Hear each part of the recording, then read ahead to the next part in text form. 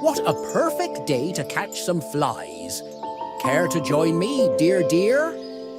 Flies? I think I'll stick to my greens, thank you. But hey, I heard flies are good for your complexion. That's why I've got the smoothest skin in the pond. These flowers smell so lovely. You should try it, Frog. I'm more into bugs than blooms, but thanks for the offer. Any tasty insects in there? You're always thinking about food, aren't you? It's a frog thing. These trees are so tall, they must have seen everything. I bet they've watched us do some pretty silly things too. Like the time you tried to catch that butterfly and ended up in the pond. Hey, I was just testing my swimming skills.